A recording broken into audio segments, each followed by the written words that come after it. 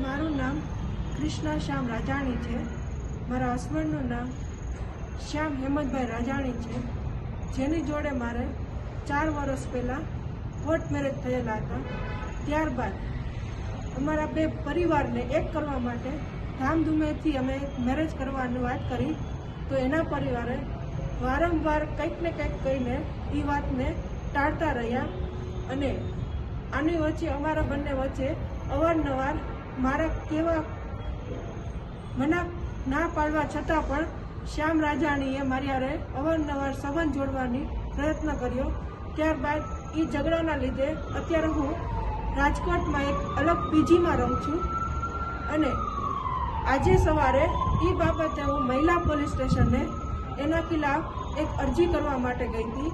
ત્યારે મને ત્યાંથી જાણ પડી કે એણે કોઈ એક સોશિયલ મીડિયા ઉપર એક વિડીયો વાયરલ કર્યો છે, જે એ વિડીયોમાં બોલે છે યા અન્ય કોઈ પણ વાત જે છે, જેમ કે એ બધી વસ્તુનો હું તમને કાલે સવારે 7:11 વાગે હું તમને એક પ્રેસ કોન્ફરન્સમાં એની સારી બધી સચ્ચાઈ તમને હું આપીશ.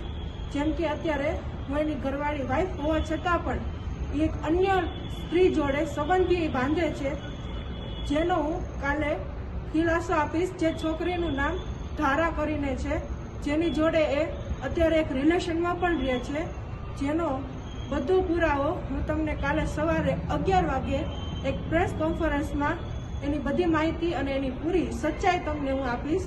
અને અત્યારથી લઈને કાલ સુધીમાં મને યા મારા પરિવારને કંઈ પણ થશે તો એની પૂરી જવાબદારી ડૉક્ટર શ્યામ રાજાણી અને એના પૂરા પરિવારની રહેશે.